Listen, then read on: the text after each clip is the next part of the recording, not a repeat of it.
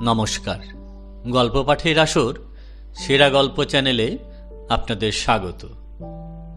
প্রখ্যাত লেখক তথা গল্পের জাদুকর, কথার জাদুকর শিবরাম চক্রবর্তীর ছোট গল্প আমার ব্যাঘ্রপ্রাপ্তি।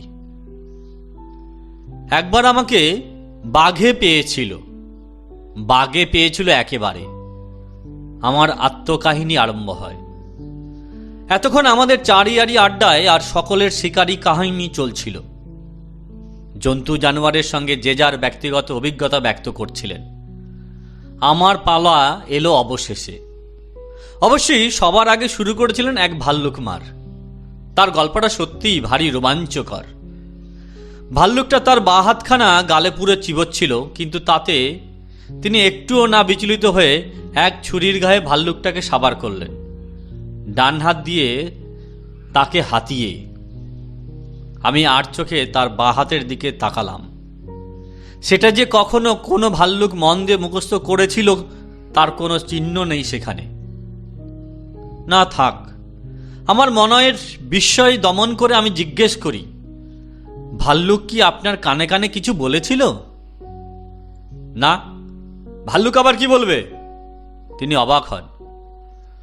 ওরা বলে কি না ওই ভাল্লুকরা? আমি বলি, কানাকানি করা ওদের বদ অভ্যাস। পড়েননি কথামালায়? মশাই, এ আপনার কথামালার ভাল্লুক নয়। আপনার ইসব কিংবা গাজার সব পাননি। তার মুখে চোখে বিরক্তির ভাব ফুটে ওঠে। আস্ত ভাল্লুক, একেবারে জলজান্ত। ভাল্লুক শিকারীর পর শুরু করলেন এক কুর্মবীর। তার কচ্ছপ ধরার কাহিনী। তারটাও জলজ্যান্ত। জল থেকেই তিনি তুলেছিলেন কচ্ছপটাকে। কচ্ছপটা জলের তলায় ঘুমোচ্ছিল অঘরে, হেদো গোলদিঘির কোথাও হবে। আর উনি ড্রাইভ খাচ্ছিলেন যেমন খায় লোকে। খেতে খেতে একবার হলো কি, ওর মাথাটা গিয়ে কচ্ছপের পিঠে ঠক করে ঠুকে গেল। সেই ঠক্কর না খেয়ে তিনি রেগেমেগে কচ্ছপটাকে টেনে তুললেন জলের থেকে। ইয়া প্রকাণ্ড এক বিস্মণি কাছিম। বিশ্বাস করুন, তিনি বললেন, একটুও গাজা নয়, নির্জলা সত্যি। জলের তলা থেকে আমার নিজের হাতে টেনে তোলা। অবিশ্বাস করবার কি আছে? আমি বলি, তবে নির্জলা সত্যি এমন কথা বলবেন না। কেন বলবো না? কেন? তিনি ফোঁস করে উঠলেন। কেন শুনি?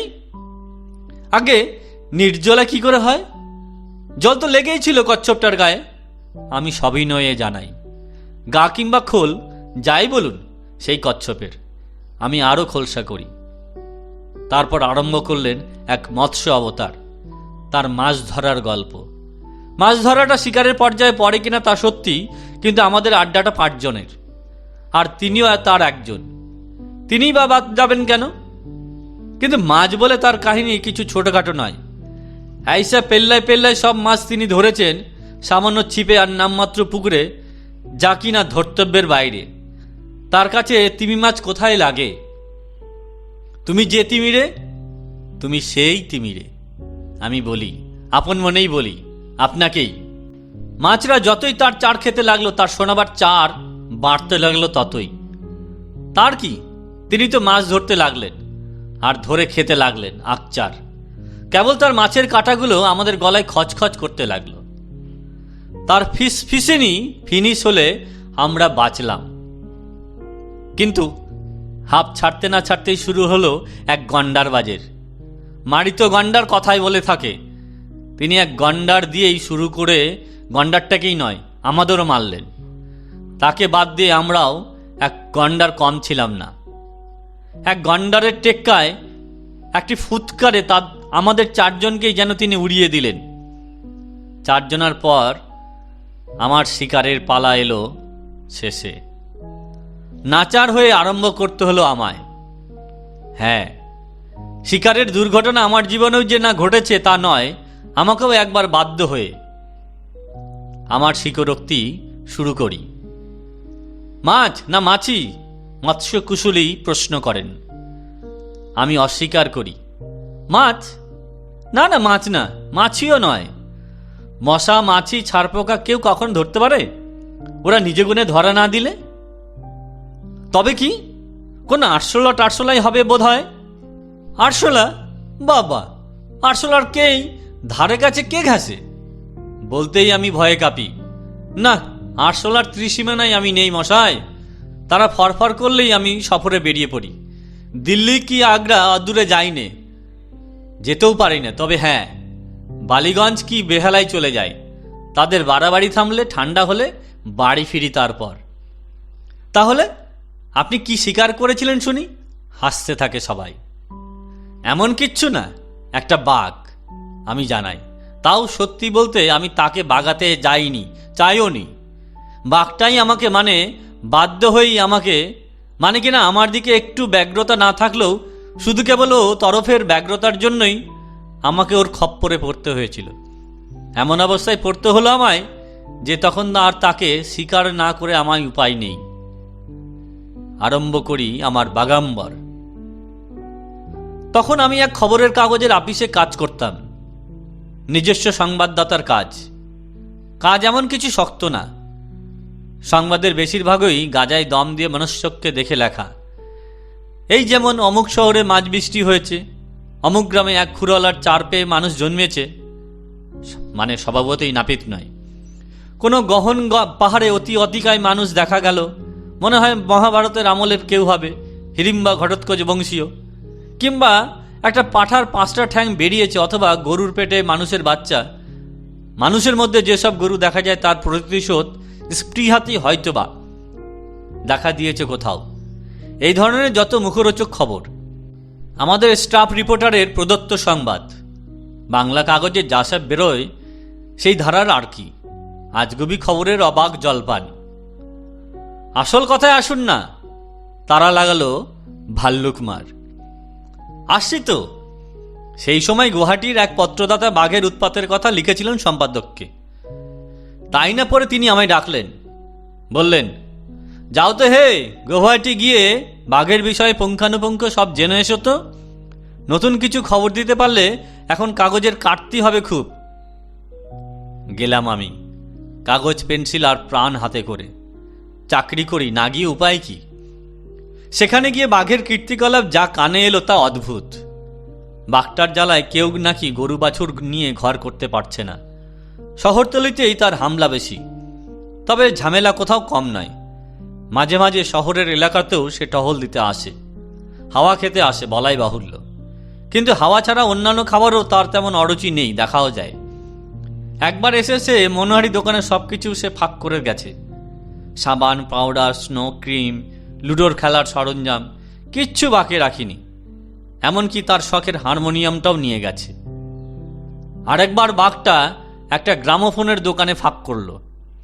রেডিও সেট, লাউড স্পিকার, গানের রেকর্ড যা ছিল, এমনকি পিনগুলো পর্যন্ত সব হজম। সেসবের আর কোনো চিহ্ন পাওয়া গেল না। আমি যেদিন পৌঁছলাম সেদিন সে এক খাবারের দোকান সাবার করেছিল। সন্দেশ, রসগোল্লার ছিটেফোঁটাও রাখেনি সে, সব খাবার। এমনকি অবশেষে সন্দেশওয়ালার পর্যন্ত ট্রেস পাওয়া যাচ্ছে না। আমি তক্ষুনি বাঘটার আশ্চর্য খাদ্যরুচির খবরটা তার যোগে কলকাতায় কাগজে পাচার করে দিলাম। আর এই খবরটা রটনার পরেই দুর্ঘটনা ঘটল। চিড়িয়াখানার কর্তা লিখলেন আমাকে, আমি বা গৌহাটির কেউ যদি অদ্ভুত বাঘটাকে হাতে নাতে ধরতে পারি, একটুও হতানত না করে, আর আস্ত বাঘটাকে পাকড়াও করে প্যাক করে পাঠাতে পারি, তাহলে তারা প্রচুর মূল্য আর পুরস্কার দিতে নিয়ে প্রস্তুত আছেন। আর হ্যাঁ, পুরস্কারের অঙ্কটা সত্যি লোভজনক। বাঘটা যতই আতঙ্কজনক হোক না, যদিও হতাহত না করে এবং না হয়ে খালি হাতাহাতি করেই বাঘটাকে হাতানো যাবে কিনা সেই সমস্যা। খবরটা ছড়িয়ে পড়ল চারদিকে। গৌহাটি বড় বড় বাঘ শিকারী উঠে পড়ে লাগলেন বাঘটাকে পাকড়াতে। এখানে বাঘাবার কায়দাটা একটু বলা যাক। বাঘরা সাধারণত জঙ্গলে থাকে, জানেন নিশ্চয়ই। কোনো কিছু বাগাতে হলে তারা লোকালয়ে আসে। শিকারীরা করে কি, আগে গিয়ে জঙ্গলে মাজা বেঁধে রাখে, আর সেই মাচার কাছাকাছি একটা গর্ত খুঁড়ে সেই গর্তের উপর জাল পেতে রাখা হয়। জালের উপর জ্বালা, আবার শুকনো লতাপাতা খড়কুটো বিছিয়ে আরও জালিয়াতি করা হয় তার উপর, যাতে বাঘটা ওই পথে ভ্রমণ করতে এলে পথ ভ্রমে ওই ছলনার মধ্যে পা দেয়, ফাঁদের মধ্যে পড়ে নিজেকে জলাঞ্জলি দিতে একটুও দ্বিধা করে না। অবশ্যই বাঘ নিজে গুণে ধরা না পড়লে, নিজের দোষে ওই প্যাচে পা না দিলে অক্ষত তাকে ধরা একটু মুশকিলই বই কি। তখন সেই জঙ্গল ঘেরাও করে দলকে দল দারুণ হইচই বাঁধায়। জঙ্গলের চারধার থেকে হট্টগোল করে, তারা বাঘটাকে তাড়া দেয়, তাড়িয়ে তাকে সেই অধপতনের মুখে ঠেলে নিয়ে আসে। সেই সময় মাচায় বসা শিকারী বাঘটাকে গুলি করে মারে। নিতান্তই যদি বাঘটা নিজেই গর্তে পড়ে, হাত পা ভেঙে না মারা পড়ে তাহলে অবশ্যই। তবে বাঘ এক এক সময়ে গোল করে বসে তাও ঠিক, ভুলে গর্তের মধ্যে না পড়ে ঘাড়ের উপর এসে পড়ে, শিকারীর ঘাড়ের উপর। তখন আর গুলি করে মারার সময় থাকে না, বন্দুক দিয়েই মারতে হয়। বন্দুক, কিল, গুলি, চর, ঘুষি যা পাওয়া যায় হাতের কাছে তখন। তবে কিনা কাছিয়ে এসে বাঘ এসব মারামারির তোয়াক্কা করে না, বিরক্ত হয়ে বন্দুকধারীকে মেরে বসে, এক থাবারেই সাবড়ে দেয়। কিন্তু পারতপক্ষে বাঘকে সেরকম সুযোগ দেওয়া হয় না, দূরে থাকতেই তার বদ মতলবগুলি গুলিয়ে দেওয়া হয়। এই হলো বাঘাবার সাবেক কায়দা। বাঘ মারো বা ধরো যাই করো, তার সেকেলে সার্বজনীন উৎসব হলো এই। গৌহাটির শিকারীরা সবাই এইভাবেই বাঘটাকে বাগাবার তোড়জোড় লাগলেন। আমি সেখানে একা, আমার লোকবল অর্থবল কিছুই নেই। সদল বলে তোড়জোড় করতে হলে টাকার জোর চাই, টাকার তোড়া নেই আমার। তবে হ্যাঁ, আমার মাথার জোড়াও ছিল না, বুদ্ধি বলে বাঘটাকে বাগানো যায় কিনা তা আমি ভাবলাম। চলে গেলাম এক ওষুধওয়ালার দোকানে, বললাম, দিন তো মশাই আমায় কিছু ঘুমের ওষুধ। কার জন্য? ধরুন আমার জন্যই, যাতে অন্তত 24 ঘন্টা অকাতরে ঘুমানো যায় এমন ওষুধ চাই আমার।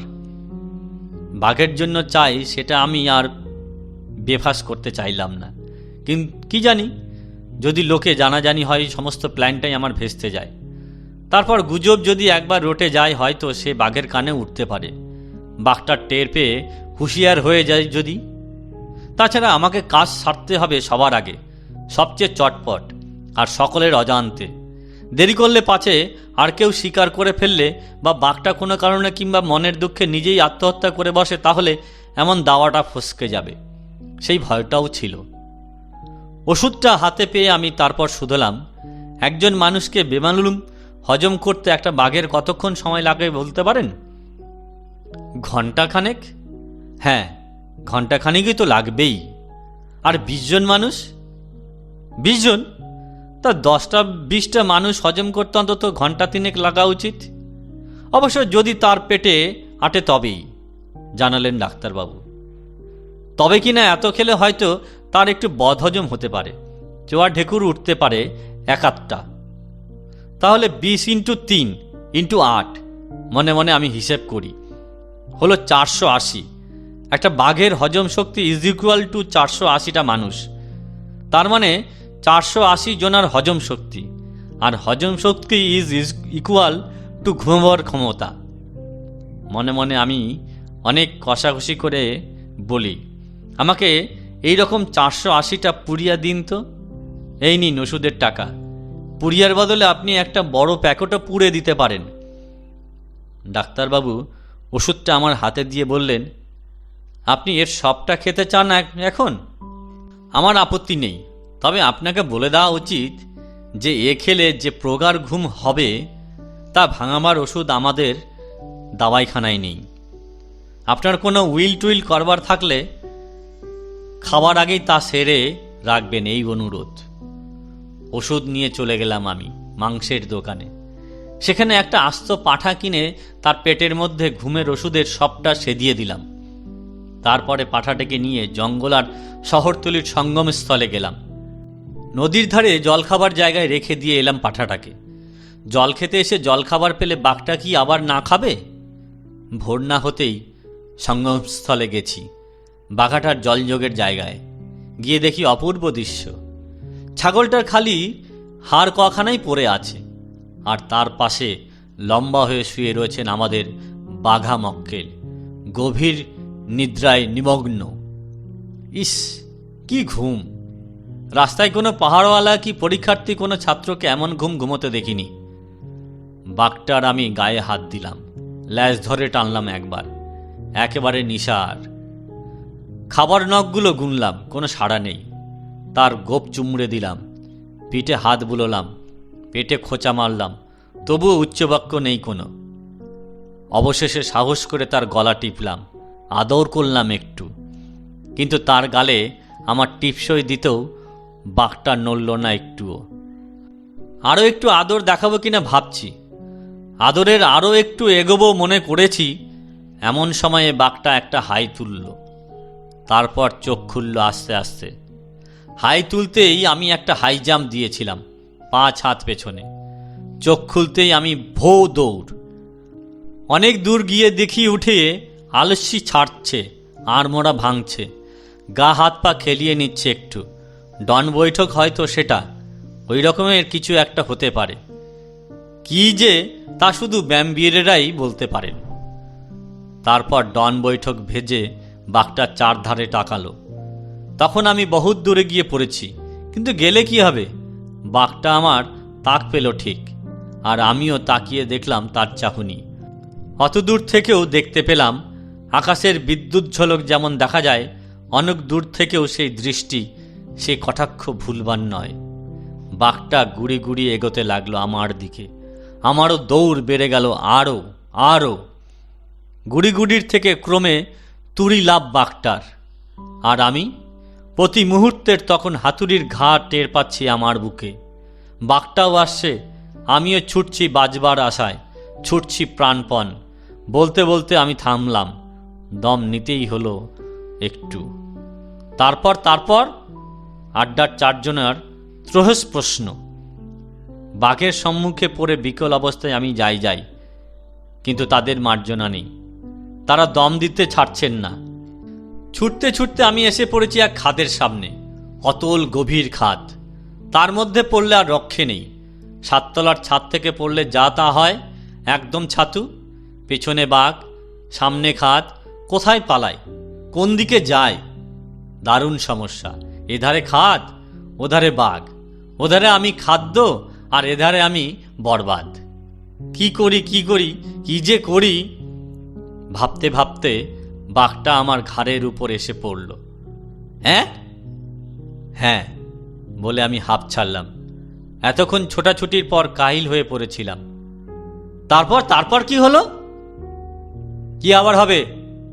যা হবার তাই হলো, আমি বললাম। এরকম অবস্থা যা হয়ে থাকে, আমার গপ্প শেষ হলো সেখানেই। কি করলো বাঘটা? তবু তারা নাছোড়বান্দা। বাঘটা? আমি দীর্ঘ নিঃশ্বাস ফেললাম। কি আর করবে? বাঘটা আমায় গিলে ফেলল গপ করে। ধন্যবাদ। গল্পটি ভালো লাগলে অবশ্যই আমার চ্যানেলটিকে সাবস্ক্রাইব করুন। আগামীতে আরও সুন্দর সুন্দর হাসির এবং মজার গল্প নিয়ে হাজির হব আপনাদের সামনে। ভালো থাকবেন।